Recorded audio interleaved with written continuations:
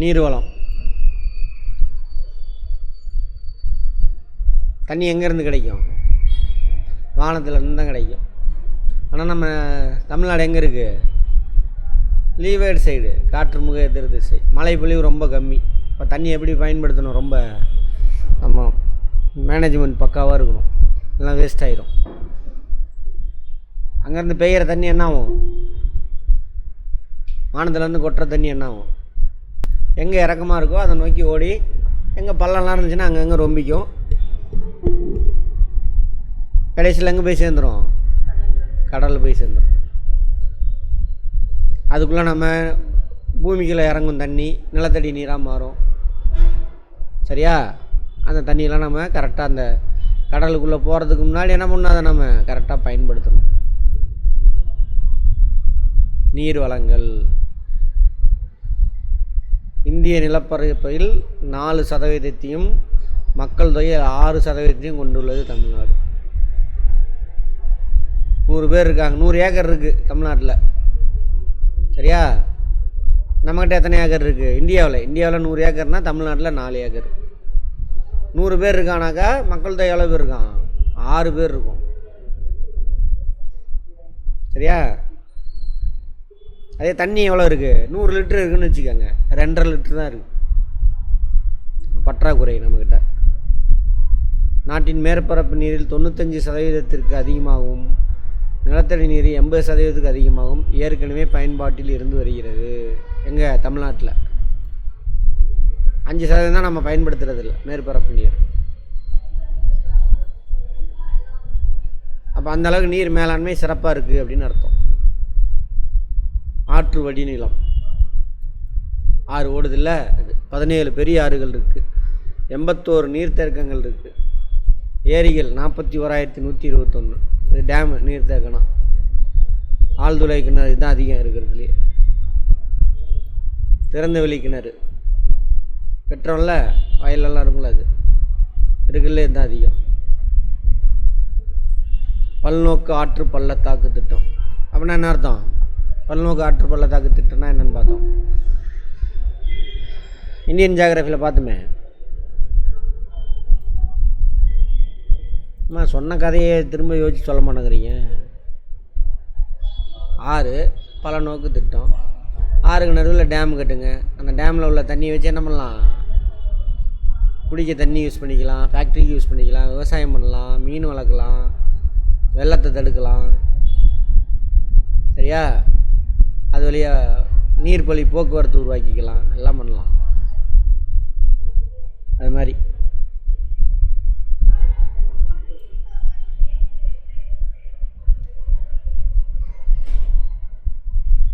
மேட்டூர் அணை. காவிரி ஆறு சமவெளியில் நுழையும் இடத்திற்கு முன்னுள்ள மலையிடுக்கு பகுதியில் மேட்டூர் அணை கட்டப்பட்டுள்ளது. நான் முன்னாடி சொல்லியிருப்பேன். அதுவரை அங்கே சமவெளி என்ட்ரு ஆகிறதுக்கு முன்னாடி மலை எடுக்கல, அங்கே தான் டேம் கட்டியிருக்காங்க. அதுக்கு இந்த பக்கம் என்ன பண்ண முடியாது, எங்கேயுமே டேமு கட்ட முடியாது. உனக்கு விட்றதெல்லாம் உடான்ஸு, காவிரி குறுக்கு, அதுக்கு இந்த பக்கம் டேம் கட்ட முடியாது. இது இந்தியாவின் மிக பழமையான அணைகளில் ஒன்று. 1927 எப்போம்மா கட்டினாங்க? மேச்சேரி.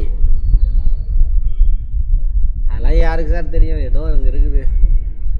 சேலம், ஈரோடு, கரூர், திருச்சிராப்பள்ளி, தஞ்சாவூர், திருவாரூர், நாகப்பட்டினம் எல்லா மாவட்டங்களும் விளை நிலத்திற்கு நீர்ப்பாசனம் கொடுக்குது. இந்த 16 கண் மதகா அடிக்கடி பார்ப்பீங்க.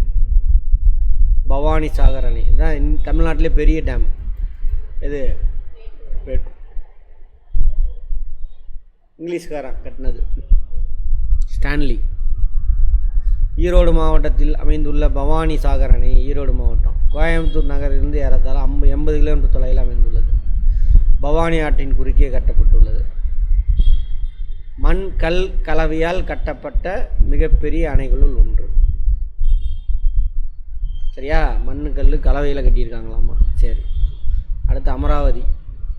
அமராவதி ஆற்றின் குறுக்கே திருப்பூர் மாவட்டம் உடுமலைப்பேட்டை. எந்த மலை அடிவாரத்தில் இருக்குன்னு பார்த்தோம்? அமராவதி பழனி மலை கிடையாது. அமராவதி வந்துட்டு ஆனைமலை.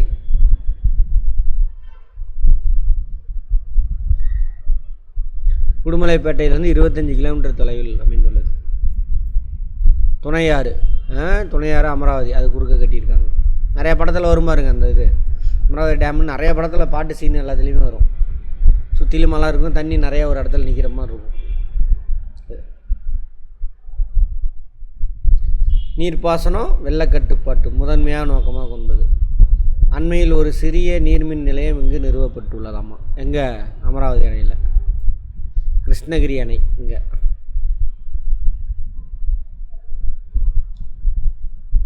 கிருஷ்ணகிரியிலிருந்து தருமபுரிக்கு செல்லக்கூடிய இடத்துல 7 கிலோமீட்டர் தொலைவில் இருக்காமா. சாத்தனூர் அணை, இதுவும் அங்கே தான், இங்கே தான், தென்மண்ணை ஆற்றின் குறுக்கே சென்னக்கேசவ மலையின் நடுவே அமைந்துள்ளது. தன்றாம்பட்டு திருவண்ணாமலை ஒன்றியங்கள் இதன் மூலம் நீர்ப்பாசன வசதி பெறுகிறது. ஒன்றியம் என்ன? ஒன்றிய அரசாங்கம் இல்லை, மாவட்டத்தை சின்ன சின்னதாக பிரிச்சிருப்பாங்க. ஓகேவா? ஒன்றியம். உள்ளாட்சி அமைப்புகளில் பார்ப்போம்.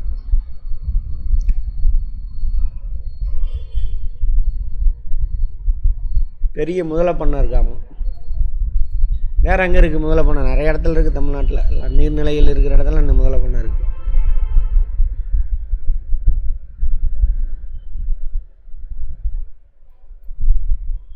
சரி, அது விடுங்க, அது ஒரு விஷயம் இல்லை. முல்லை பெரியாறு கேரளாவில், அந்த பக்கம் மேற்கு தொடர்ச்சி மலை உச்சியில் பெரியார் அணை அந்த பக்கம் போய் கிடக்கும்.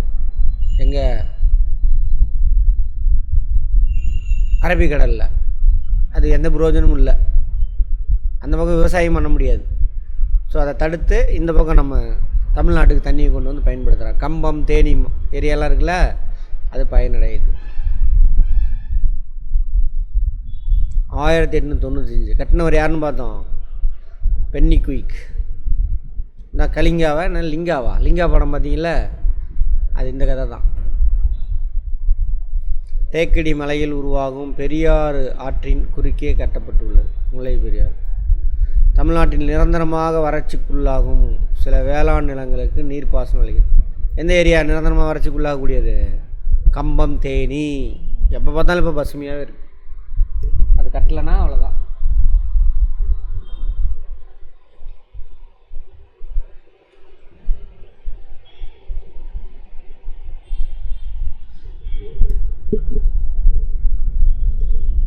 வைகை அணை இது அங்கேயே தான், அங்கே தான் உருவாகுது.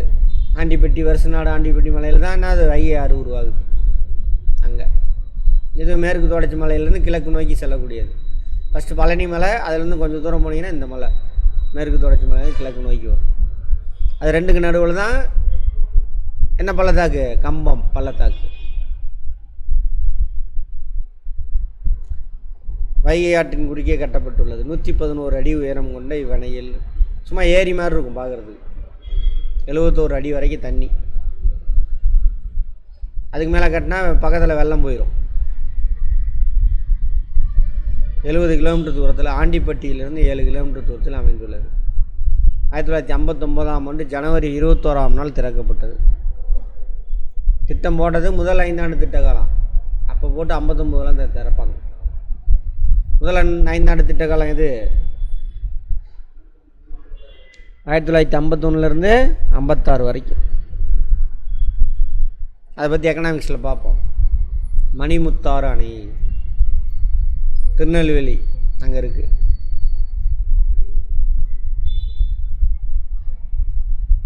அடுத்து பாபநாசம், இதுவும் திருநெல்வேலி. கரையார் அணை என்றும் அழைக்கப்படுது பாபநாச அணை. திருநெல்வேலி, தூத்துக்குடி மாவட்டங்களில் உள்ள நிலங்கள் இதன் மூலம் பாசன வசதி பெறுதாம். இது கரையார் அணை மூலமா. பரம்புக்கிலம் ஆரியார் டேம் தமிழ்நாடு, கேரளா மாநிலங்களின் கூட்டு முயற்சியால் உருவாக்கப்பட்டது.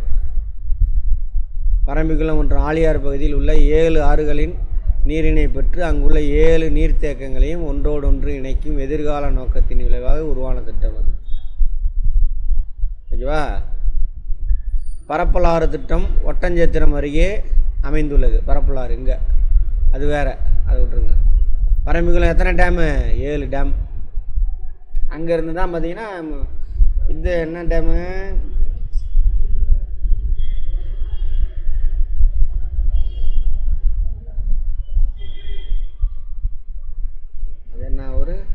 அமராவதி டேம் இருக்குல்ல, அங்கே வரைக்கும் தண்ணி போகுது இதுலேருந்து, இந்த பரம்பிக்குளம் ஆலியார்லேருந்து.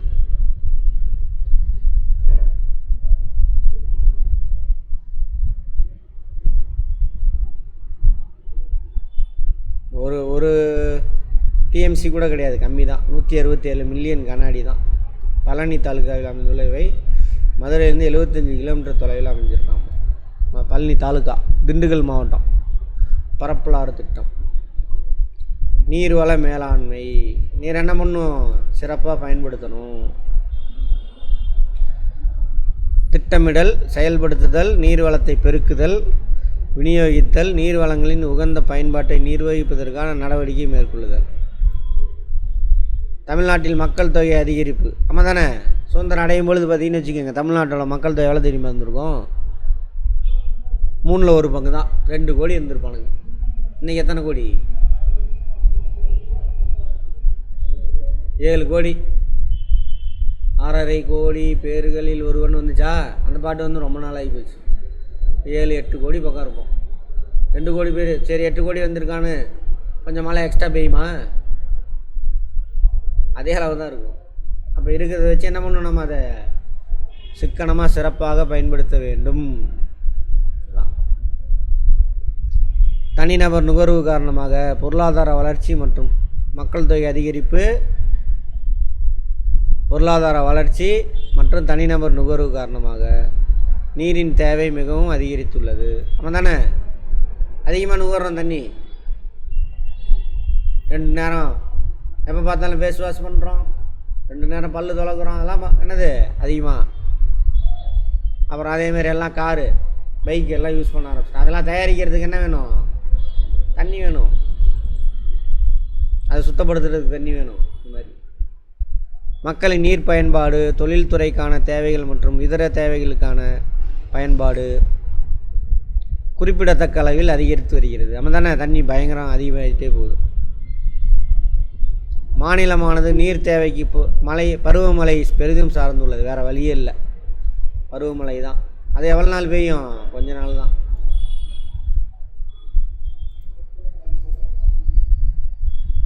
பருவமழை பொய்ப்பதால் கடுமையான நீர் பற்றாக்குறை ஏற்பட்டு வறட்சிக்கு வழிவகுக்கும்.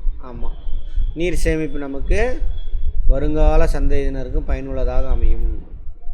கிருஷ்ணகிரி, சாத்தனூர், இதெல்லாம் ஏரி டேம் இல்லை. மேட்டூர் டேமு, பவானிசாகர், பரம்பிக்குளம், அமராவதி,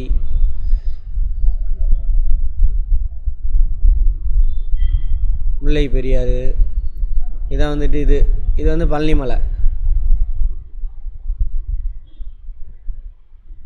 சரி, இது பழனிமலையா? இது வந்துட்டு இது வருசநாடு ஆண்டிப்பட்டி, வைகையாறு, மணிமுத்தாறு, முல்லை பெரியாறு கேரளாவில். அங்கே பாபநாசம், கோதையாறு எல்லாம் டேம்ஸ். மாநிலத்தில் காணப்படும் முக்கியமான தாதுக்கள் போயிடுச்சா? அப்போ டாப்பிக்கே மாறிடுச்சு. சும்மா கேட்டுவாங்க. தமிழ்நாட்டின் கனிம வளங்கள், மினரல்ஸ், மண்ணில் இருந்து வெட்டி எடுக்கிறோம்ல அது.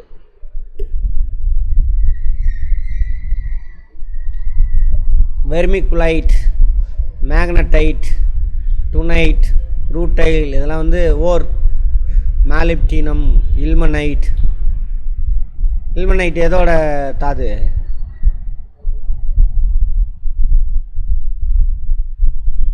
மேக்னடைட் எதோட தாது? இரும்பு. அது அதே மாதிரி தான் இல்மனைட்டும். பழுப்பு நிலக்கரி 55.3% கிடைக்குதாம்மா. பழுப்பு நிலக்கரி. லிக்னைட்டா?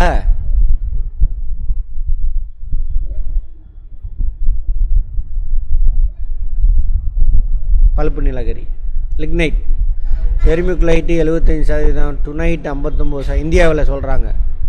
செம்மணிக்கலுக்கு 59%. மேலப்டினம் இந்தியாவில், டைட்டானியம் எல்லாம் கிடைக்குது.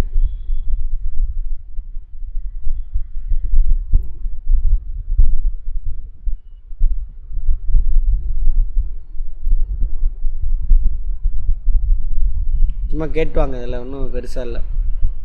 மாநிலத்துக்கு காணப்படும் முக்கியமான தாதுக்கள். நெய்வேலி மிகப்பெரிய பழுப்பு லிக்னைட்.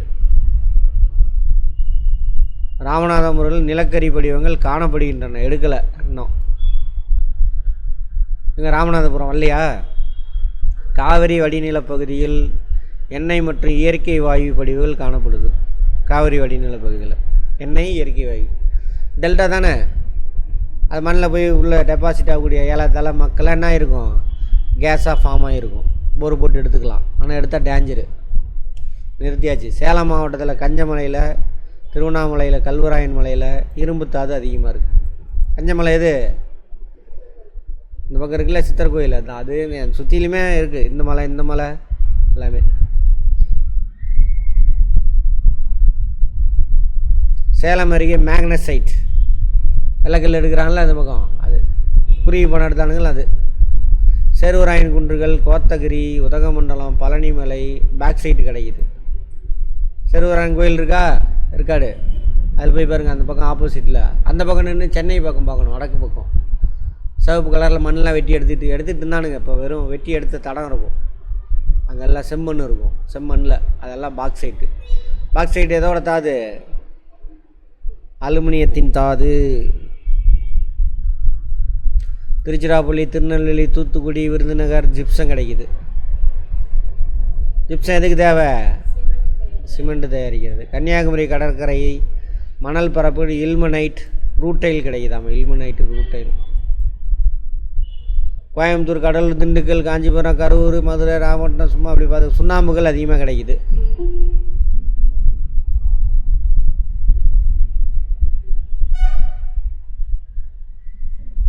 அதுமாரி கோயம்புத்தூர், தருமபுரி, கரூர், தருமபுரி, நீலகிரி, சேலம், திருச்சிராப்பள்ளி, திருநெல்வேலி, வேலூர் மேக்னசைட்.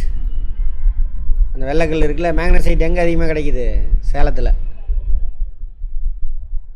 பெல்ஸ்பார்க் எல்லாம் தேவையான வளவலன்னு கொடுத்துருக்கான். தொழிலகங்கள், இரண்டாம் நிலை தொழிலை சொல்கிறாங்க. மூலப்பொருட்களை இயந்திரங்களின் மூலம் உற்பத்தி பொருட்களாக அல்லது பயன்படுத்தக்கூடிய பொருளாக மாற்றுறது தானே அது தொழிலகம், இரண்டாம் நிலை தொழிலகம். பருத்தி நெசவாலை, சர்க்கரை ஆலை, காகித ஆலை, தோல் பதப்படுத்துதல், சிமெண்ட் ஆலை, மின்சாதன பொருள் உற்பத்தி ஆலை, வாகன உதிரி பாகங்கள், இதெல்லாம் ஏகப்பட்டது தயாரிக்கிறாங்க. பருத்தி நெசவாலைகள் பாரம்பரியம் ரொம்ப வருஷமாக இருக்குது. இந்த மம்மி இருக்குல்ல, என்னது மம்மி? அம்மா இல்லை, அந்த மம்மி இல்லை, எஜிப்தில்.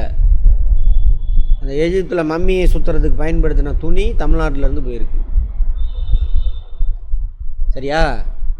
அந்தளவுக்கு குவாலிட்டி அதிகம் நம்மளுது. அப்போவே எஜிப்து வாங்கிட்டு போய் பயன்படுத்தியிருக்கான். பருத்தியை முதல்ல பயன்படுத்தினவன் யார்? திராவிடருங்க தான். யார் திராவிடனா?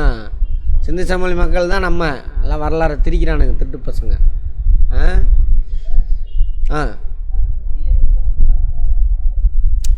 அவன் அடுத்த பிறகு வரும்னா அவனுங்களுக்கு எதாவது ஐதீகம். நீங்கள் பண்ணுறோமில்ல, இங்கே வாய் அடைச்சி வைக்கிறது, அப்புறம் வாய்க்கரிசி போடுறது, அங்கே போய் சாப்பிட்டுக்கன்னு, ஆனால் ஏதோ ஒரு கதை அப்படியே.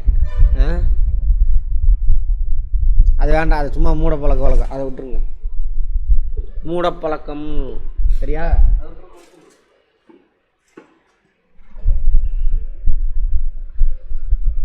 அதான் உண்மையான அறிவு. யார் சொன்னது? புத்தரும் மகாவீரும். அப்போ அவ்வளோ முட்டாள்தனமான பழக்க வழக்கம் இருந்துச்சு. அது இன்னும் தொடர்ந்துக்கிட்டு இருக்குது. நம்ம தானே இன்றைக்கி என்ன மழை பொழிவு இருக்கா? அப்போ என்ன மைக்ரோப்ஸு அதிகமாக பரவும், காய்ச்சல் வரும், இதெல்லாம். அதனால் கறி சாப்பிட்டோம்னா இன்னும் கொஞ்சம் வேகமாக பரவுன்ட்டு அது ஒரு இது. அதில் என்ன எந்த காலத்தில் இருக்கானுங்க? மைக்ரோப்ஸை கொள்றதுக்கு இப்போ என்ன இருக்குது? ஆன்டிபயாட்டிக் மாத்திரை இருக்குது. ஒன்று போட்டால் முடிஞ்சு போச்சு. இன்னும் பழைய கதையிலே புரட்டாசி பெருமாள் கும்பிட்றாராமா. பெருமாள் உனக்கு எங்கேருந்து வந்தார்? பெருமாள் கோச்சிக்கு வராமா. என்னடா சொல்கிறது? பெருமாளாக கொடுப்பாரு, வீட்டில் படுத்துக்க வேண்டியது தானே. பெருமாள் வந்து காசு கொடுப்பார்ல. அதெல்லாம் நம்ம வேலை செய்கிறது செய்யணும். ஆனால் அவர் தான் கொடுப்பாராம்மா. சரி படுத்துக்க, அவரே கொடுக்கட்டும். கும்பிட்டுட்டே அவரை கொடுப்பாரா? வீட்டிலே இருக்க வேண்டியது தானம்மா. எதுக்குமே வேலைக்கு போகிறேன்? இதெல்லாம் என்னது? மூடப்பழக்க வழக்கம். அதை விட்டுருங்க. சரி, நன்கு வளர்ந்த ஒரு தொழிலாகும். அந்தளவுக்கு அப்போயே 2000 வருஷத்துக்கு முன்னாடியே அந்த மாதிரி பண்ணியிருக்கானுங்க. கோயம்புத்தூர், திருப்பூர், சேலம், பல்லடம், கரூர், திண்டுக்கல் எல்லாமே நெசவு தொழில் சிறப்பாக இருக்குது. அதையும் காலி பண்ணிட்டானுங்க வடக்கன்ஸ் வந்து இப்போ உள்ள பூந்து. விளம்புலையெல்லாம் காலியாம்மா. இப்போ கூட அந்த ஃப்ரெண்டு கீழே உட்காந்தா தான் பேசிக்கிட்டு இருந்தான். ஒரு ஏதோ பவர் லூம் மாதிரி ஒன்று போட்டு இவன் 10 நாள் செய்கிற வேலையை அவன் ஒரு நாள் செஞ்சிடறானாம்மா. டோட்டல் நம்ம ஆளுங்கள்லாம் காலி, கடன்லாம் கட்ட முடியாமல் தவிச்சிட்டு இருக்கானுங்களா. பேங்க் மேனேஜர் இருந்தாலும் இருந்தார்ல அவர். தமிழ்நாட்டில் உள்ள ஈரோடு கைத்தறி, விசைத்தறி, ஆயத்த ஆடைகள், ரெடிமேடு ஆயத்த ஆடைனா விற்பனைக்கு புகழ் பெற்றது. ஆமாவா? கோயம்புத்தூர் தமிழ்நாட்டின் மான்செஸ்டர், இங்கிலாந்தில் ஒரு நகரம் மான்செஸ்டர். நெசவு தொழில் நிறையா இருக்கக்கூடிய தொழிற்சாலை இருக்கக்கூடிய நகரம். அந்த நகரத்து பேரை தென்னிந்தியாவின் மான்செஸ்டர்னு கோயம்புத்தூருக்கு வச்சுட்டாங்க. இந்தியாவின் மான்செஸ்டர் மும்பை. சரியா? இப்போ அலகாபாத், மும்பையிலேருந்து ஷிஃப்ட் ஆயிடுச்சாங்க, செலவு அதிகமாகுது அப்படின்ட்டு வட இந்தியாவில். ஏன் சார் அங்கே இந்த தொழில் சிறப்பாக இருக்குது? நெசவு தொழில் ஜியாலஜிக்கலா, ஜியாகிரபிக்கலா?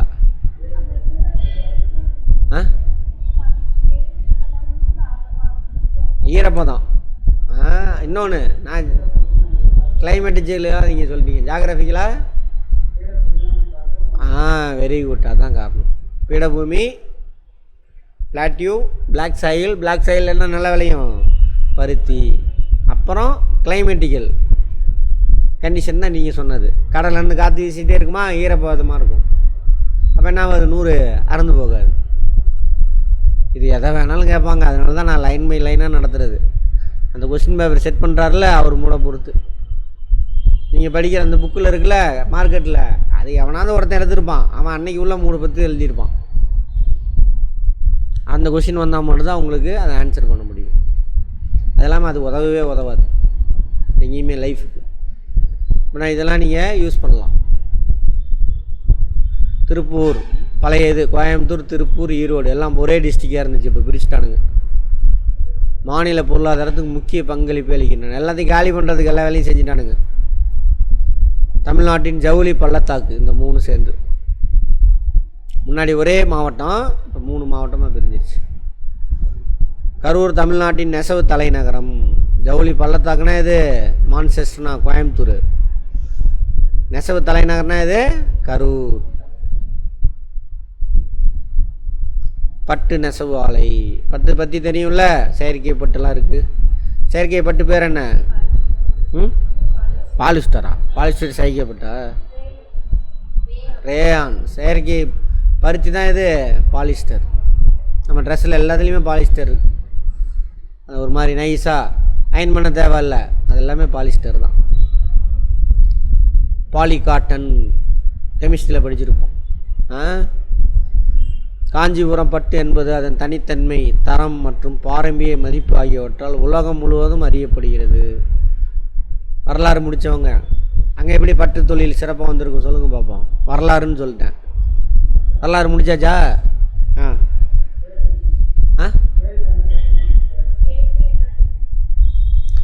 காஞ்சிபுரம் பட்டு ஃபேமஸ்ஸு. வரலாற்று ரீதியாக அது எப்படி ஃபேமஸ் ஆகிருக்கும்?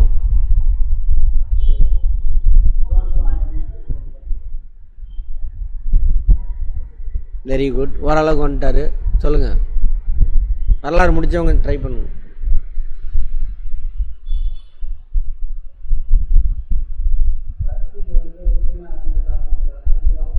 பருத்திக்கு ஃபேமஸா?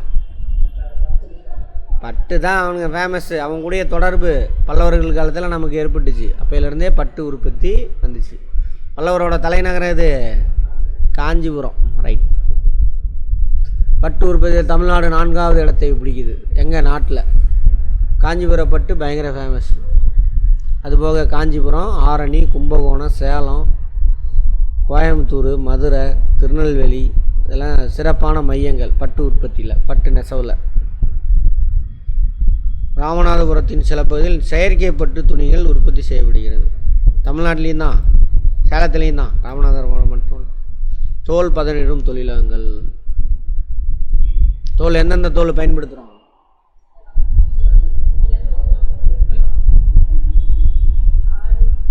செம்ம பதில். விலங்கோட தோல் தான் பயன்படுத்து. விலங்குக்கு தான் தோல் இருக்குது, மரத்துக்கு தோலாக இருக்குது, தோல் பட்டை தான் இருக்குது. நாய் தோல்லாம் பயன்படுத்துகிறீங்களா? அதுவும் விலங்கு தானே. பேய் தோல் அது விலங்கே இல்லையா? புளித்தோலை பயன்படுத்துறீங்களா? தூக்கிட்டு போய் உள்ளே வச்சுருவானுங்க. புளித்தோல் இருந்தது அப்படின்னா தூக்கிட்டு போய் உள்ளே வச்சுருவானுங்க.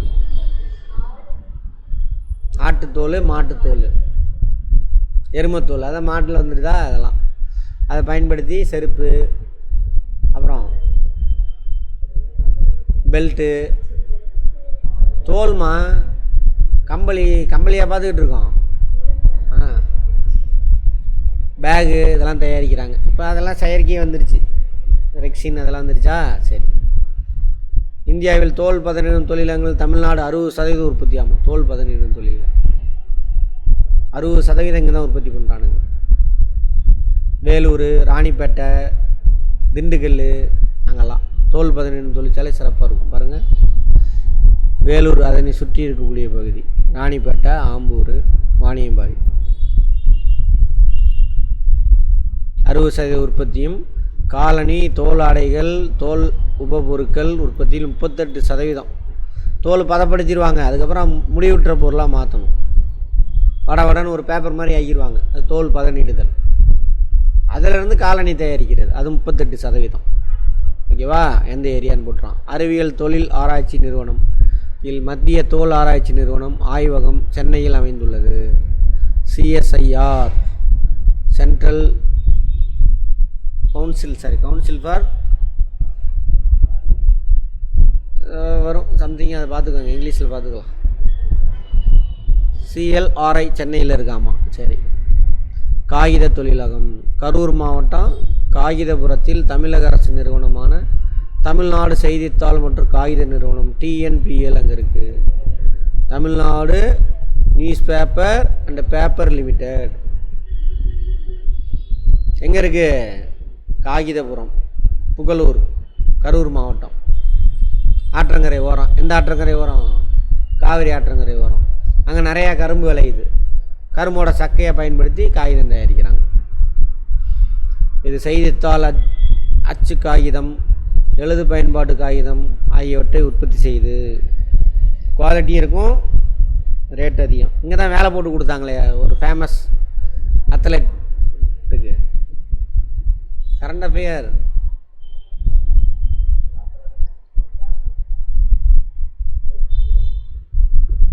பேரா ஒலிம்பிக்கில் ஜெயிச்சான்ல, யார்?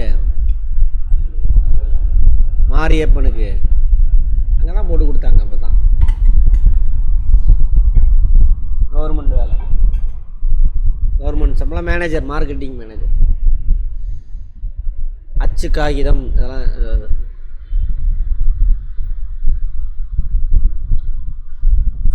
புவியியல் சார் குறியீடு, ஜாகிரபிக்கல் இண்டெக்ஸ் டேக் அப்படிம்பாங்க. இப்போ காஞ்சிபுரம் பட்டா இது ஒரு இன்டர்நேஷ்னல் அமைப்பு. இப்போ காஞ்சிபுரம் பட்டுக்கு புவிசார் குறியீடு கொடுத்துட்டாங்க அப்படின்னா அது மாதிரி வேறு எவனும் பயன்படுத்தக்கூடாது. காஞ்சிபுரம் பட்டுன்ற பேரை வேறு எவனும் பயன்படுத்தக்கூடாது. அந்த காஞ்சிபுரத்தில் உள்ளவங்க மட்டும் தான் பயன்படுத்தணும். அது வேர்ல்டு வைடு ஃபேமஸ். அந்த மாதிரி அது மாதிரி தமிழ்நாட்டுக்கு எத்தனை பொருள் கிடச்சிருக்கு பாருங்க. ஆரணி பட்டு, காஞ்சிபுரம் பட்டு, கோயம்புத்தூரில் மாவு அரைக்க இயந்திரம். மாவு அரைக்க இயந்திரம்னா என்னம்மா? கிரைண்டர் தான் மாவு அரைக்க இயந்திரம். கிரைண்டுன்னா அரைக்கிறதுன்னு அர்த்தம். கோராப்பட்டு, தஞ்சாவூர்னா ஓவியம், தட்டு, பிளேட்டு, கலைநயம், பொம்மையெல்லாம் பொறிச்சிருக்கு. தலையாட்டி பொம்மை, வீணை எல்லாம். சோழர்கள் இருந்தாங்கள, அதெல்லாம் ஃபேமஸ் ஆகும். நாகர்கோயிலில் கோயில் நகையெல்லாம் ஃபேமஸ் ஆகும். ஈரோடு மஞ்சள், இதெல்லாம் என்ன கொடுத்துருக்காங்க? புவிசார் குறியீடு பெறப்பட்டது. ஈரோடு மஞ்சள்லாம் அது கதையே வேறு. சேலம்னா வெண்பட்டு, சேலம் பட்டு. பவானி போர்வைக்கு ஃபேமஸ். மதுரை சுங்கடி சேலை, சுவாமிமலை வெங்கல சேலை, நாச்சியார் கோயில் குத்து விளக்காமா. பத்தமட பாய் பாட்டே இருக்கா? பத்தமட பாய் அப்படின்னு பாட்டில் வருது தானே, அந்த பாய் ஃபேமஸ்ஸு. ஏய் சரி, என்னது GI கொடுத்துருக்கானுங்க, ஏ இல்லை GI. நீலகிரி பூ தையல். ஆமாம், பாரம்பரிய பூ தையல். ஒரு கம்பளி ஆடை மாதிரி இருக்கும், அதில் வெள்ளை கலரில் அந்த பூ மாதிரி நெஞ்சிருப்பாங்க. மகாலிபுரம்னா சிற்பம். சிறுமலை மலைவாழை. சிறுமலை எங்கே சொன்னேன்? திண்டுக்கல்லேருந்து மதுரை போகிற வழியில் லெஃப்ட் சைடில் இருக்கும் சிறுமலை. அதான் ஏத்தோ மொழியாம்மா, தேங்காய் ஃபேமஸ் ஆம்மா. கன்னியாகுமரியாக தான் இருக்கணும். ஏத்தோப்பள்ளி. தமிழ்நாடு செய்தித்தாள் காகித நிறுவனம் உலகளவில் திறன் படைத்த ஆலைகளில் ஒன்று. இவ்வாலை கரும்பு சக்கை மற்றும் மரக்கூலிலிருந்து பல வகையான காகிதங்களை சிறந்த தரத்துடன் உற்பத்தி செய்யுது. இதில் மரக்கூலி யூஸ் பண்ணுறான். மரக்கூலி அங்கே கிடைக்காது, வெளிநாட்டிலேருந்து வாங்குவாங்க. பல்ப்பு அப்படின்னு பார்த்தோம்ல ஜியாகிரஃபியில், அது எல்லா வார்த்தைக்கும் அர்த்தம் தெரியணும். புக்காத்துறை, அதுபோக பவானிசாகர், பள்ளிப்பாளையம், பரமத்தி வேலூர், கோயம்புத்தூர், உடுமலைப்பேட்டை, தொப்பம்பட்டி, நிலக்கோட்டை, சேரன் மாதை, இதெல்லாமே அந்த கோயம்புத்தூர், திருப்பூர் அந்த ஏரியா தான். அதெல்லாம் காகித ஆலைகள் இருக்குது. சிமெண்ட் தொழிலகம், சிமெண்ட்டுக்கு எது வேணும் முக்கியமாக? ஆமாம், திருச்சி, பெரம்பலூர் அந்த ஏரியாவில் தான். அரியலூர் அங்கே ஜிப்சம் கிடைக்குது, அங்கே சிமெண்ட் தொழிற்சாலை இருக்குது. பொருளாதாரம் மந்த நிலையிலும் உற்பத்தி மற்றும் நுகர்வில் தொடர்ந்து வளர்ச்சி அடைந்து வந்துள்ளது. உற்பத்தி, நுகர்வு. சிமெண்ட்டுக்கு எங்கே போய் நுகர போகிறீங்க சிமெண்ட்டை? ஏம்மா அப்படி பார்க்குற? யோசிமா, எங்கே அது எதை குறிக்குது? என்ன ஜெய்? சிமெண்ட் நுகர்வு வந்து அது சிறப்பாக இருந்துச்சாமா தமிழ்நாடு. சிமெண்ட் எதுக்கு பயன்படுத்துவாங்க? வீடு கட்ட. எப்போ வீடு கட்டுவான்? வருமானம் இருந்தால் தான் வீடு கட்ட முடியும். இந்த பொருளாதார வளர்ச்சி. பொருளாதாரம்னா புரியுதா? உணவு, உடை, இருப்பிடம், அதில் வளர்ச்சி அடைகிறது, அதான் பொருளாதார வளர்ச்சி. குடிசை வீட்டிலேருந்து மண் வீட்டிலேருந்து சிமெண்ட் வீட்டுக்கு வருது. குடிசை வீட்டிலேருந்து காரை வீட்டு, ஓட்டு வீட்டுக்கு வருது. ஓட்டு வீட்டிலேருந்து தார்சு வீட்டுக்கு வருது. அந்த மாதிரி அதெல்லாம் வளர்ச்சி. அப்படின்னா என்ன அர்த்தம்? தொடர்ந்து அதிகமாக பயன்படுத்துகிறோன்னா எல்லோரும் வீடு கட்டிட்டு வரான்னு அர்த்தம். இந்தியாவிலேயே நல்ல வீடு கிடச்சி பெரும்பான்மையான மக்கள் நல்லா இருக்கிறான் தமிழ்நாட்டுக்காரன் தான். அது 2011 10 ஒரு ஸ்கீம் கொண்டு வந்தார் ஒருத்தர், குடிசை இல்லா மாநிலம். அது அப்படியே தொடர்ந்து தான் நேரம் குடிசை இல்லாத நாடு உலகத்துலேயே எந்த நாடு இல்லை, நம்மளது தான் ஃபஸ்ட்டு நாடு ஆயிருக்கும். இந்த முட்டா மக்கள் இருக்குல்ல, செம்பிளியாட்டு கூட்டம், ஏதோ பொய்யை கிளப்பி விட்டானாக்கா எடுத்து விட்ருவானுங்க. அப்படி ஆகி போச்சு. சரியா? சரி. யாரப்பா? அப்போல்லாம் குழந்தைங்களா இருந்துருப்பீங்க எல்லோரும். நம்ம தான் வேறு யாரும் பண்ண போகிறா எல்லாத்துக்கும் தேவையானது. சரியா? அங்கே உட்காந்துக்கிட்டு யோசிச்சு அதான் இவனுங்களுக்கு வயிற்றுச்சல். ஐயோ எல்லோரும் நல்லா இருக்கிறானே, வயிறு எதிர்த்து இவனுங்களுக்கு இந்த குரூப்பு சனாதான கும்பலுக்கு அதுக்கு எடுக்கணும். அதுக்காக ஒவ்வொருத்தனையா டேய் இந்த நடிகர் பசங்க, கூத்தாடி பசங்க, இவனுங்கெல்லாம் தூண்டி விட்டு, இல்லைனா ரைடு விட்டுருண்டான்னு தூண்டி விட்டு கிளப்பி விட்டுறது. நம்ம எப்படி இருந்தோம், எதனால் இந்த காலேஜெலாம் வந்து நம்மளால் படிக்க முடிஞ்சதுன்னு தெரியாத இந்த துபாக்கு ஒரு அரைகுறை குஞ்சிகள் காலேஜ் ஸ்கூல்லாம் படிக்குதுங்கள, இந்த நடிகர் வந்தால் தான் நான் ஓட்டு போடுவேன் அப்படின்னு. ஏன்னா அரைகுறை அவனுங்களுக்கு ஒன்றும் தெரியாது வரலாறு, யார் இதெல்லாம் செஞ்சு கொடுத்தாங்க அப்படின்னு. அவனுங்களை தூண்டி விட்டுறது, ஓட்டை பிரிக்கிறது. ஏன் இதை பண்ணுறான் அப்படின்னா, அவனுங்க எல்லாருக்கும் எல்லாம் கிடைக்குதாம்மா, பொறுக்க மாட்டேங்குது. அது பெண்கள்லாம் பாருங்கள், எல்லோரும் படித்து வரீங்க. அவங்களோட கான்செப்டே பெண்கள் படிக்கக்கூடாது, ஆண்களுக்கு அடிமையாக இருக்கணும். அப்படி தான் வளர்த்தனானுங்க பாருங்கள். அவன் நம்ம அப்பா அம்மாவெல்லாம் பாருங்கள், கூட அண்ணன் தம்பி அப்படி தானே சொல்லி வளர்த்துறாங்க. அவன் ஆம்பளை பிள்ளை பேசாமல் இருப்பாங்க.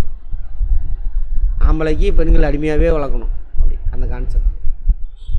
படிக்க வந்துட்டீங்கல்ல, அப்போ என்ன அது மாறும், அது பொறுக்க மாட்டேங்குது அவனுங்களுக்கு எல்லாம். அப்போ என்ன பண்ணுறது, இவனுங்களை விடக்கூடாது, நம்ம இந்தியாவே இருக்கணும். எப்படி இருக்கணும்? இந்தியாவா? காட்டு மிராண்டிகளாக இருக்கணும். காட்டு மிராண்டி கூட தானே அது. அந்த கான்செப்ட்லாம் பாருங்களேன். சிமெண்ட்டு அதான் சொல்கிறாங்க. சிமெண்ட் தொழிலகம் பொருளாதார மந்த நிலையிலும் உற்பத்தி மற்றும் நுகர்வில் தொடர்ந்து வளர்ச்சி அடைந்து வந்துருக்கு. அடுத்த லெவலுக்கு வரானுங்கன்னு அர்த்தம். இன்னும் வட இந்தியாலாம் போய் பாருங்கள், கெடுத்துவிட்டானுங்க உங்களை, அப்படி இப்படிமானுங்க. அங்கே போய் பாருங்கள், இன்னும் மண் வீட்டில் வளர்ந்துக்கிட்டு இருக்கானுங்க. கரண்ட் இல்லாத கிராமம். எதுக்கு அங்கேருந்து இங்கே ஓடியாரான்? நீங்களே எங்கே ஓடுறீங்க? வளர்ச்சி அடைஞ்ச நாடுக்கு ஓடுறீங்க. அவன் இங்கே ஓடியாந்து உங்கள் சொர்க்க பூமியாக இருக்கான் பார்க்குறான். அது என்னடா அது, நம்ம நாடாகுது அப்படின்னு பார்க்குறான். சரியா? வரலாறு படிங்க முதல்ல, வரலாறு என்ன நடந்துக்கிட்டு இருக்குன்னு பாருங்கள். சிமெண்ட் தொழிலகம் பொருளாதாரம் ரைட். அந்த மாதிரி இந்தியா மிகப்பெரிய சிமெண்ட் உற்பத்தி செய்யும் நாடுகளில் ஒன்றாகும். அவன் தானே பாப்புலேஷன் அதிகம், அப்புறம் உற்பத்தி செஞ்சு தான் ஆகணும். 181 மில்லியன் டன் வருடாந்திர உற்பத்தி, உலகில் 2வது இடத்தை வரைக்கும் தமிழ்நாடு வரும். ஃபஸ்ட்டு நாடு எது? இந்தியா. தமிழ்நாட்டின் முக்கிய சிமெண்ட் உற்பத்தியாளர்கள் தமிழ்நாடு சிமெண்ட் கழகம் ஒன்றாக இருக்கிறது.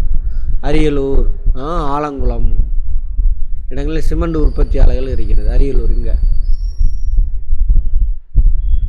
அரியலூர் தனி டிஸ்ட்ரிக்ட் தானேப்பா, திருச்சியிலேருந்து பிரிச்சிருப்பாங்க. அரியலூரில் தான் என்ன வரலாற்றில் சிறப்பு மிக்க இடம்? டைனோசரா? டைனோசர் முட்டை கிடைக்கும், வேற அது ஜியாலஜி, அதை விட்டுருங்க. வரலாற்றில் ராஜேந்திர சோழனுடைய தலைநகரம் இருக்குல்ல, கங்கை கொண்ட சோழபுரம், அது எங்கே? அரியலூர் டிஸ்ட்ரிக் தான். ஆமாவா அஜய்? கரெக்டு தானே? நம்ம டைனோசர் முட்டையெல்லாம் அங்கே கிடச்சிருக்காங்க. டைனோசர் முட்டை, அப்புறம் மரம் இருக்குல்ல, மரம் கல்லா மாதிரி இருக்கும், அதில் அங்கே தானே இருக்குது, அங்கே பெரம்பலூர்லாம் இருக்கும். விருத்தாசலத்தில் உள்ள கற்கலன் குழாய் அலகு, கற்கலன் குழாய் கல்லிலேயே பைப்பு தயாரிக்கிறது ஆகியன மாநிலத்தில் மற்ற அலகுகளாகும். Sankar cement, Zuari cement, UltraTech cement, Madras cement, Dalmia cement, இத்தனை சிமெண்ட் இருக்காமா. எல்லாம் தனியார் சிமெண்ட் ஆலைகள். இதெல்லாம் வந்துட்டு அரசாங்கத்து, டான்சம்லாம் அரசாங்கத்தோட. தகவல் தொழில்நுட்பம், ஐடி எங்கே இருக்குது? ஐடி கம்பெனிலாம் அதிகமாக சென்னை, கோயம்புத்தூர். இப்போ பரவலாக்குறாங்க. நான் தமிழ்நாட்டை மட்டும் பேசுங்க, பெங்களூர் விடுங்க. பெங்களூர் தமிழ்நாட்டிலே இருக்குது. நாஸ்காம் இந்தியாவின் மொத்த மென்பொருள் ஏற்றுமதியில் தென் மாநிலங்கள் தொடர்ந்து மேலான பங்களிப்பை செய்து வருகிறது. ஏன்னு சொல்லுங்கள் பார்ப்போம். ஐடி கம்பெனிலாம் பெரும்பாலும் யார்? European company. சரியா? கம்ப்யூட்டர் லாங்குவேஜெல்லாம் பெரும்பாலும் எதில் இருக்கும்? இங்கிலீஷில் தான் இருக்குது. வடக்கன் சேவனுமே இங்கிலீஷ் படிக்கிறது இல்லை. சரி, தாய்மொழியில் படிக்கிறான்னா அதுவும் படிக்கிறது இல்லை. வீணா போன பூந்தி அதை படிக்கிறானுங்க. அப்போ எப்படி? ஒன்றும் முடியாது. தாய்மொழியில் படித்தா அது அறிவாவது வளரும். இதில் எதுவுமே வளராது. மந்திரம் ஓதுறது தான் கணக்கு. வார்த்தையை மனப்பாடம் பண்ணி வாந்தி எடுக்கணும். சரியா? அப்போ என்ன இருக்கும்? அறிவே இருக்காது. ஃபேன் எதுக்கு ஓடுது? ஃபேனா அப்படின்னா ஏதோ காற்று வருது, ஓடுது. சுவிட்சை போட்டால் ஓடுது, ஃபேன் ஓடுது, அவ்வளோதான். அப்படி தான். அது ஏன் ஓடுது, என்ன ஓடுது, எதுவும் தெரியாது. சிந்தனை திறனே இருக்காது. போய் சாமியார், ரமண சாமியார் வருவான், போய் காலில் விழுங்கன்னா எல்லாம் காலில் போய் விழுங்க, ஆட்டு மந்த மாதிரி. அவங்க காலில் விழுந்தால் உனக்கு மோட்சம் கிடைக்கும், உனக்கு எல்லாமே கிடைக்கும். ஆமாவா? அப்படி தான் சுற்றிக்கிட்டு இருக்குதுங்க அதுங்கெல்லாம். சரி, தேசிய மென்பொருள் அந்த மாதிரி. நம்ம இங்கிலீஷ் ஏதோ இப்போ இங்கிலீஷ் படித்ததுனால அப்படி போகிறோம். அதுவே நான் முட்டாள் தானேன்றேன். தாய்மொழியில் படித்தா தான் அறிவு வளரும். தமிழ்நாடு, ஆந்திர பிரதேச மாநிலங்கள் இணைந்து இந்தியாவில் பொது மொத்த மென்பொருள் உறுப்பு 59% தமிழ்நாடு, ஆந்திரா மட்டுமே. நாட்டின் மென்பொருள் ஏற்றுமதியில் கர்நாடகாவுக்கு அடுத்ததாக தமிழ்நாடு 2வது இடம், அப்புறம் தான் ஆந்திரா. சிறப்பு பொருளாதார மண்டலம், special economic zone.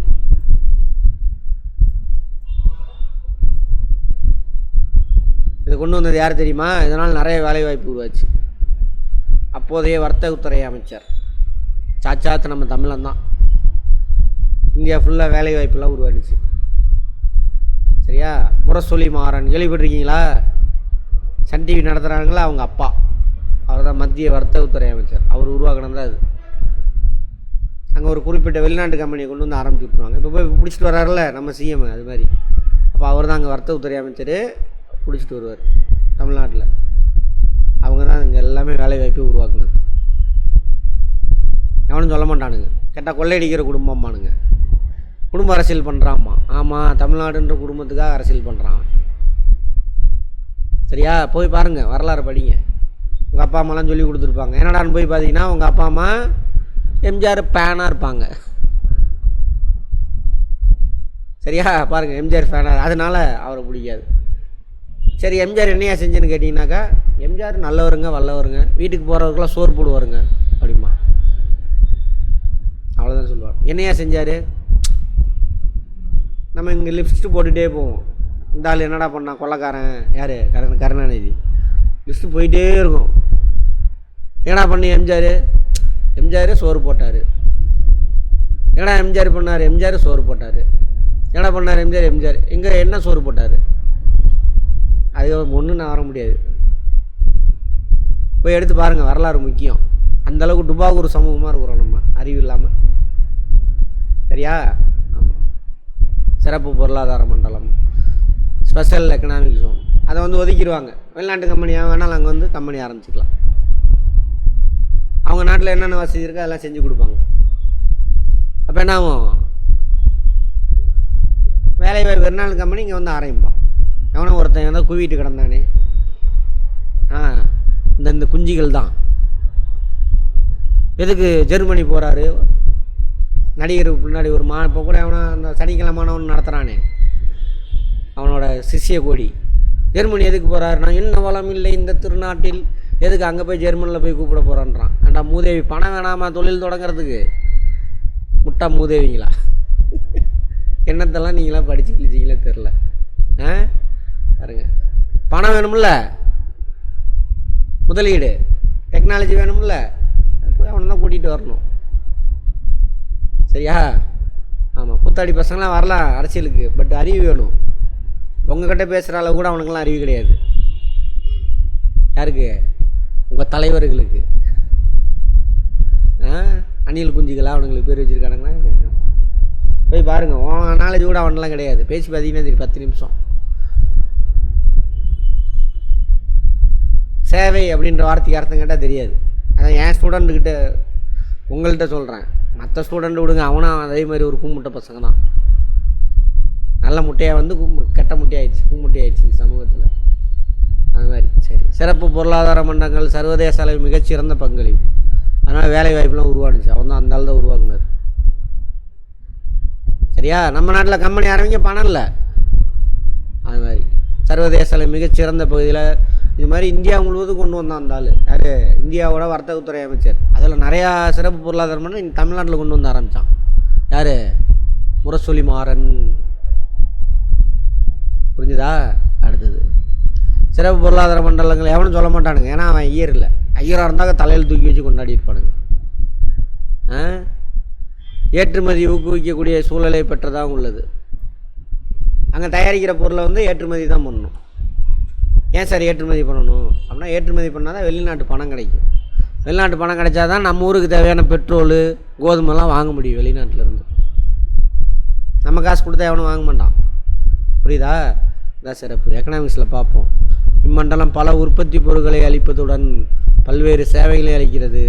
Nanguneri, Ennore, Hosur, Perambalur சிறப்பு பொருளாதார மண்டலங்கள் அமைந்துள்ளன. இப்போ நிறையா அதை உருவாக்கிக்கிட்டு இருக்காங்க. தூத்துக்குடிக்கு வந்துருச்சாப்போ அதேமாரி நான் வேறு பேரில் இருக்குது, சிப்காட்டுன்னு சொல்லுவாங்க. அது மாதிரி தகவல் தொழில்நுட்ப சிறப்பு பொருளாதார மண்டலங்கள். டைட்டில் பார்க்கலாம் இருக்கு இல்லையா? இப்போ நியோ டைட்டில்னு கொண்டு வந்துட்டாங்க. டைட்டில் பார்க்க அவர் அப்போயே 96லேயே கொண்டு வந்துட்டார்.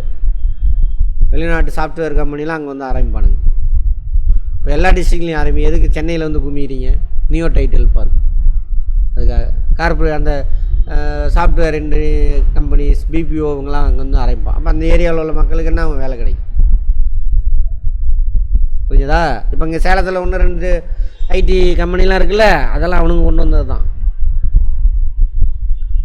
அடுத்தது டைட்டில் பூங்கா 3, 2, 3 எல்லாமே இருக்காமா.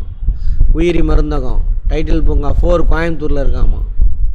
இதெல்லாம் வந்துட்டு சென்னையில் இருக்குது. டைட்டில் பூங்கா 1, 2, 3 பயோ மெடிசன் ரிசர்ச் சென்ட்ரு. சரியா? அது தயாரிக்கிற இடம் எல்லாம் சென்னையில் இருக்குது. டைட்டில் பூங்கா 4 கோயம்புத்தூரில். முக்கிய தகவல் ஐடி பார்க், இங்கிலீஷில் ஐடி பார்க்னா ஒன்றும் இல்லை, ஐடி கம்பெனி நிறையா அங்கே வந்து உருவாக்கிப்பாங்க. டைட்டில் பூங்கா, அசன்டாஸ் தகவல் தொழில்நுட்பம் சார்ந்த தேவைகளுக்கான மகேந்திரா உலக நகரம். இதெல்லாம் சிறப்பு பொருளாதார மண்டலம். டைட்டில் பூங்கா 2, 3, 4 இதெல்லாம் இருக்குதாம்மா. இத்தனை இருக்குது, சும்மா பார்த்து வச்சுக்கோங்க. சுற்றுலாத்துறை. அதுக்கு முன்னாடி பொறியியல் உற்பத்தி தொழிலகங்கள், என்ஜினியரிங் குட்ஸ். உற்பத்தி தொழில் என்பது மாநில பொருளாதார துடிப்பான துறைகள். உற்பத்தி தொழில்னா அர்த்தம் மூலப்பொருளை முடிவுற்ற பொருளாக மாற்றுறது. பொறியியல் உற்பத்தி தொழிற்சாலை, காரு கம்பெனி அதெல்லாம் இருக்குல்ல, அது. வாகனங்கள், அதோட உதிரி பாகங்கள் இதெல்லாம் இங்கே இருக்குது, உற்பத்தி செய்கிறாங்க. வாகன தொழிலகங்கள். இந்தியாவில் உற்பத்தி செய்யப்படும் வாகன தொழில்களில் 21% பயணிகள் மகிழுந்து. இந்தியாவில் 33% வணிக வாகனங்கள், கமர்ஷியல் ஆட்டோ கீட்டோ லாரிலாம் இருக்குல்ல அது. 35% உதிரி பாகங்கள். இதெல்லாம் தமிழ்நாட்டில் தான் கிடைக்கிது. அதனால தான் தமிழ்நாட்டை என்னென்னு சொல்லுவாங்க, டெட்ராய்டு. அதிகமான வாகன தயாரிப்பு கம்பெனிலாம் இங்கே தான் இருக்குது. யார் கொண்டு வந்திருப்பா எல்லாத்தையும்? போய் வரலாறு எடுத்து பாருங்கள். வரலாறு முக்கியமாக அமைச்சரே. ஆமாம், எடுத்து பாருங்கள். உண்மையான அறிவை வச்சு நீங்கள் டிசைட் பண்ணணும். அவங்க எங்கள் அப்பாவுக்கு பிடிக்கும், எங்கள் அம்மாவுக்கு பிடிக்கும், என் தலைவனுக்கு பிடிக்கும், அப்படிலாம் முடிவு எடுக்கக்கூடாது. சரியா? உண்மையான அறிவை வளர்த்துக்கிட்டு அப்புறம் தான் முடிவு எடுக்கணும் நீங்கள். அடுத்தது ஃபோர்டு, ஹுண்டாயி அங்கெல்லாம் இருக்கக்கூடிய நிறுவனங்கள். கைத்தறி, விசைத்தறி.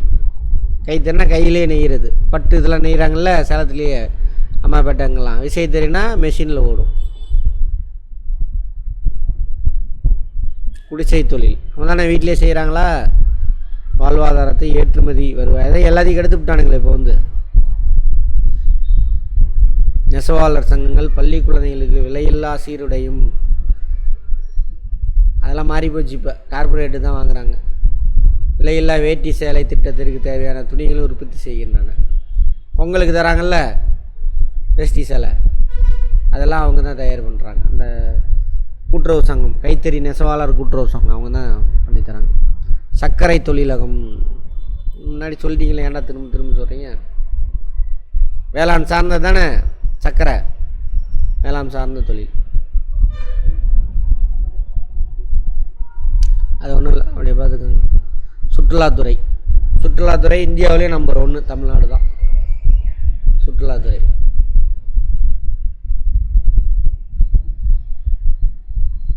இந்தியாவிலே நம்பர் 1. ஏன் சார்னா இங்கே பாரம்பரிய நினைவு சின்னங்கள்லாம் அதெல்லாம் நிறையா இருக்குது. அப்புறம் அமைதி, எல்லா வசதியும் கிடைக்கிது. இங்கே வட இந்தியாலாம் போனால் அவ்வளோதான், எந்த வசதியும் இருக்காது. அப்புறம் அவங்க டார்ச்சர் பண்ணுவானுங்க. இந்த மாதிரி எல்லா விஷயமும் இருக்குது. அதுமாதிரி சுற்றுலாத்துறையை வளர்க்குறதுக்காக TD, Tamil Nadu tourism development corporation ஒரு அமைப்பு இருக்குது. பழங்கால நினைவு சின்னங்கள், புனித ஸ்தலங்கள், மலைவாழ் இடங்கள், பல இயற்கை நிலத்தோற்றம், நீண்ட கடற்கரை, கலாச்சாரம், பாரம்பரியம். பாரம்பரியம் போய் டுபாகூர் பாரம்பரியம். ஆமாம், சிறந்த மாநிலமாக இருக்குது. மக்கள் தொகை, அதிக மக்கள் தொகை கொண்ட பகுதி கோவை, சென்னை, திருவள்ளூர், காஞ்சிபுரம், விழுப்புரம், தருமபுரி, சேலம், மதுரை, திருநெல்வேலி. அதெல்லாம் அதிக அளவிலான மக்கள் தொகை இருப்பதற்கு காரணம் விவசாயம், தொழில்துறை சிறப்பாக இருக்குது. சென்னை, திருவள்ளூர், கோயம்புத்தூர்லாம் தொழில்துறை சிறப்பு. தருமபுரி, சேலம், மதுரை இதெல்லாம் வந்துட்டு, திருநெல்வேலியில் விவசாயம். தண்ணி இருக்குது, வளமான மண் இருக்குது, மிதமான மக்கள். சென்டர் மாவட்டங்கள்லாம் அங்கே எப்படி இருக்கும்? வறட்சியாக இருக்கும். அப்படின்னு பார்த்தோமா, திருவண்ணாமலை, கடலூர், திருச்சி, தஞ்சாவூர், வேலூர், திண்டுக்கல், விருதுநகர், வறட்சி அந்த ஏரியாலாம். தூத்துக்குடி, சும்மா பார்த்துக்கோங்க. விவசாயம், சிறிய அளவிலான தொழில்கள் தவிர கடலோர பகுதிகளில் மீன்பிடித்தல் இம்மாவட்டங்களில் முக்கியமான தொழில். குறைவான மக்கள் தொகை கொண்டது. புதுக்கோட்டை, ராமநாதபுரம், நாகப்பட்டினம், திருவாரூர், சிவகங்கை, இதெல்லாம் வறட்சியான மாவட்டங்கள். திருவாரூரை தவிர மற்றதெல்லாம். மக்கள் அடர்த்தி, மக்கள் அடர்த்தியில் இந்தியாவில் 12வது மாநிலம் தமிழ்நாடு. தேசிய சராசரி மக்கள் அடர்த்தி 382. அதாவது இந்தியாவில் மக்கள் அடர்த்தி ஒரு சதுர கிலோமீட்டருக்கு 382 பேர் இருக்காங்க. மாநிலத்துக்கு எதுவும் சொல்லலை. சென்னையில் பாருங்கள் 26,903 பேர் இருக்கானுங்களாம் ஒரு சதுர கிலோமீட்டர். அவ்வளோ நெருக்கமாக இருக்காங்க மக்கள். சின்ன இடம் இருந்தாலும் சரி. அங்கே பார்த்தீங்கன்னா இதிலூண்டு சந்து மாதிரி இருக்கும், அதில் 4 பேர் குடியிருப்பான். சேலத்துலேயே இருக்குல்ல, அப்படி குகை பக்கம்லாம் போய் பாருங்களே, அப்படி தான் இருக்கும். நம்ம காற்று இருக்காது, ஒன்றும் இருக்காது, அதான் வாழ்கிறானுங்க.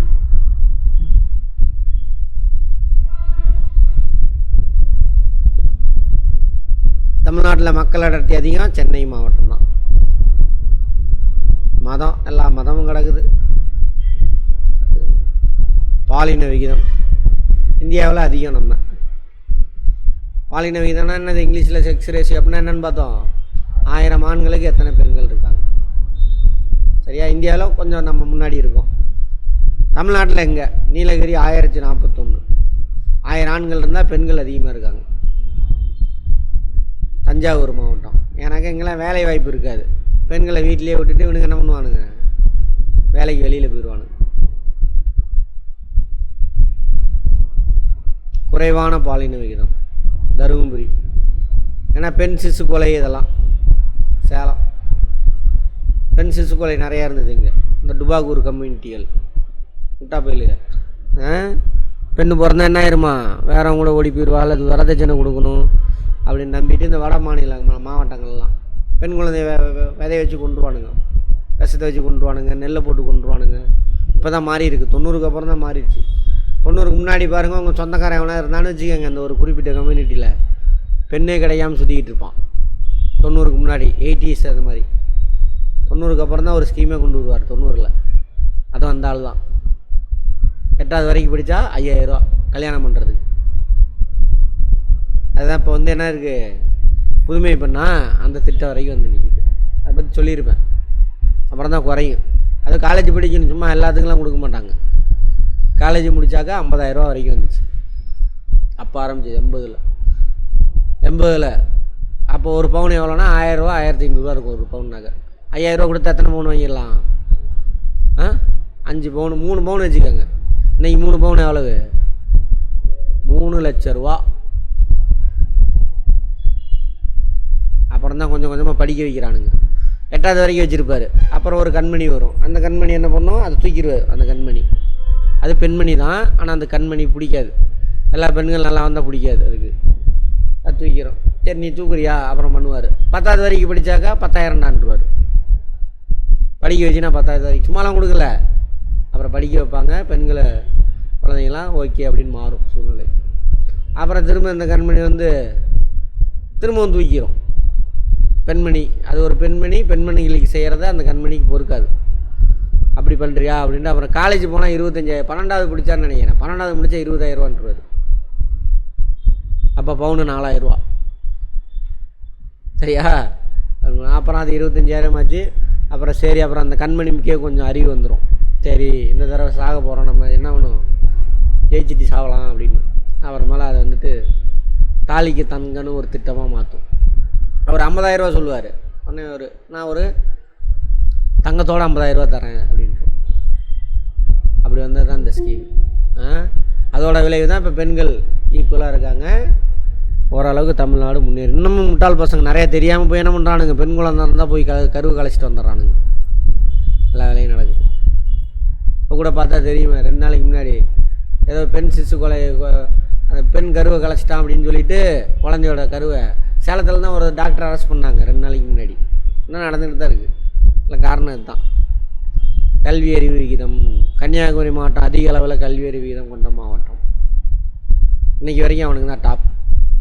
பக்கத்தில் கேரளா ஓதம், வேறு ஒன்றும் இல்லை. கிறிஸ்டின் அதிகமாக இருப்பாங்க. ஆனால் அந்தளவுக்கு அந்த மக்களை ரொம்ப கொடுமைப்படுத்தி வச்சுருந்தானுங்க கன்னியாகுமரி மக்கள். பயங்கரமான கொடுமை. இந்த நம்பூதிரி குரூப் இருக்கானுங்கள இவனுங்க எல்லாம் சனாதனம் தான். பேர் தான் வேறு எல்லாம் சனாதனம் தான். அடுத்தது தருமபுரி மாவட்டம் இருக்கிறதே ரொம்ப ரொம்ப கம்மி கல்வி அறிவில். இப்போ தான் பரவாயில்ல, போட்டி போட்டு படிக்கிறானுங்க. ஆமாம். மேலும் அதிக கல்வி அறிவு கொண்ட மாவட்டம்லாம் சென்னை, தூத்துக்குடி, கன்னியாகுமரிக்கு அப்புறம் நீலகிரி, காஞ்சிபுரம்லாம். போக்குவரத்து மற்றும் தகவல் தொடர்பு. ஐயோ அப்பா, என்ன எவ்வளோ போகுது, போட்டு வளன்னு கொடுத்து வச்சுருக்கிறானுங்க. வணிகம் வேறு இருக்கா, அதோட முடியுது. சரி,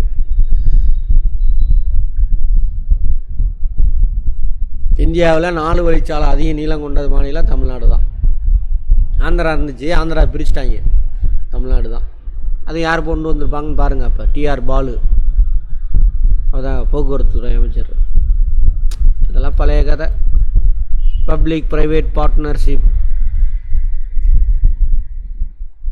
2வது இடத்துல.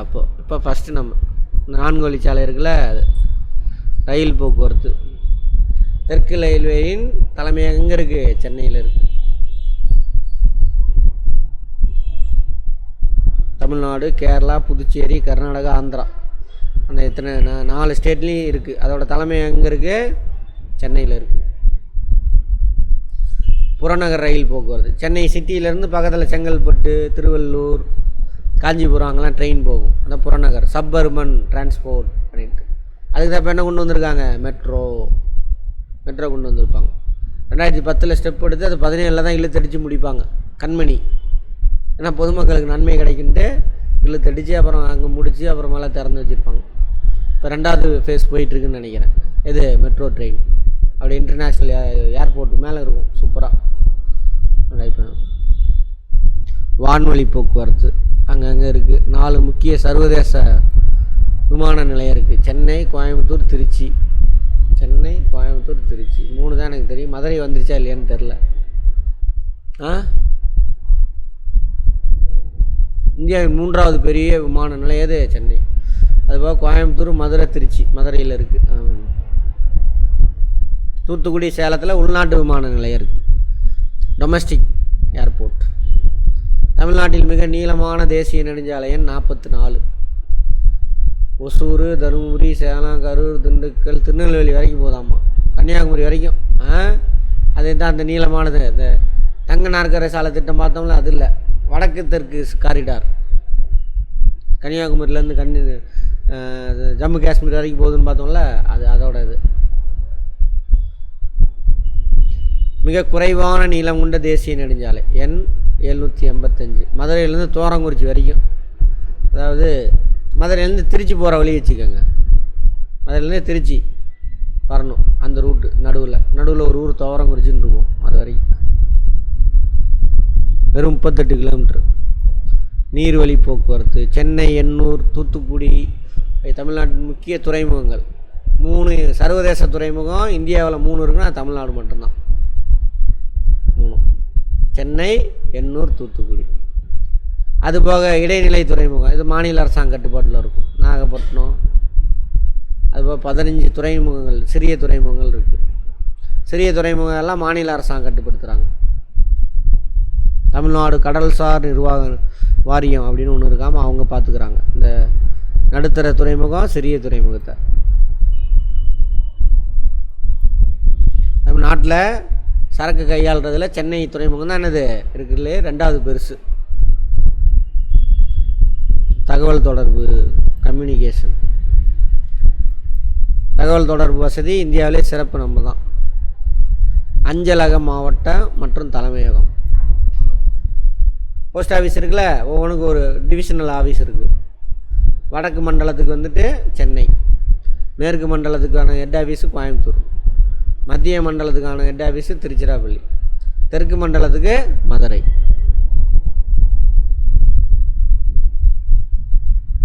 வணிகம், ஏற்றுமதி இறக்குமதி சிறப்பாக இருக்கும் நம்ம தான். இந்தியாவின் ஏற்றுமதியில் 12.2% தமிழ்நாட்டில் இருந்து போகுது. ஆனால் பாப்புலேஷன் எவ்வளோ இருக்கும்? 4% நினைக்கிறேன். ஆமாம்.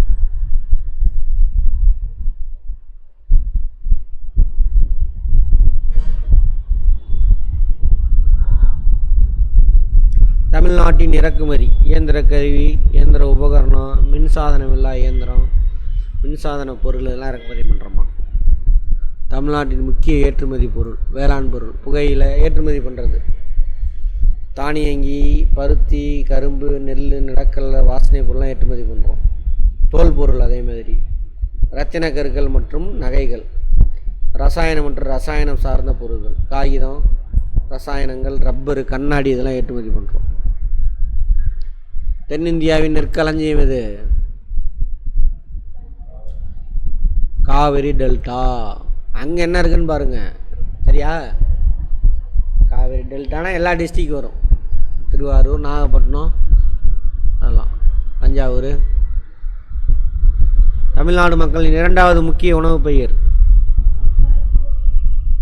பருப்பு வகையா, சிறுதானியம்.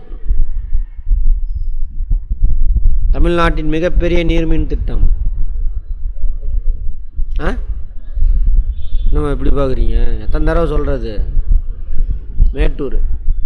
தமிழ்நாட்டில் உள்ள மிகப்பெரிய சிறிய துறைமுகங்களின் எண்ணிக்கை.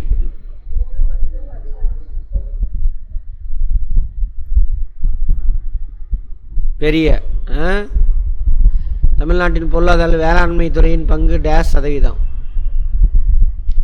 50% மேலேயா? சாத்தனூர் அணை டேஷ் ஆற்றின் குறுக்கே கட்டப்பட்டுள்ளது. சாத்தனூர் தென்பெண்ணை. மும்பை மற்றும் டில்லியை அடுத்து இந்தியாவின் 3வது பெரிய விமான நிலையம் சென்னை விமான நிலையம். இறக்குமதி ஏற்றுமதி மதிப்புகளுக்கு இடையே உள்ள வேறுபாடு டேஷ் என அழைக்கப்படுகிறது. வாணிப சமநிலை. பாக்சைட்டு சேலம் தான். ஜிப்சம் திருச்சிராப்பள்ளி. இரும்பு சேலம். பாக்சைட்டு சேர்வராயன் மலை. சுண்ணாம்புகள் கோயம்புத்தூர் திருப்பூர் மற்றும் ஈரோடு மண்டலம் தமிழ்நாடு ஜவுளி பள்ளத்தாக்கு என அழைக்கப்படுது. கரெக்டா? இவைகள் நெசவாலைகள் மூலம் நாட்டின் பொருளாதார முக்கிய. ரெண்டுமே கரெக்டு. நீலகிரி தமிழ்நாட்டின் குறைந்த மக்கள் தொகை கொண்ட மாவட்டம். கரெக்டு தான். ஏன்னா மலை பிரதேசம் இல்லையா? இது தமிழ்நாட்டின் மேற்கு பகுதியில் அமைந்துள்ளது. கரெக்டு தானே? மேற்கு பகுதி. காரணம் கிடையாது, ரெண்டு சரி, அவ்வளோதான். இதுக்கு சரியான காரணம்லாம் சொல்ல முடியாது. மலைப்பகுதி அதனால் கம்மியாக இருக்குது. அப்படி தாங்க. இதுக்கு இவ்வளோ பெரிய பாடமாடா?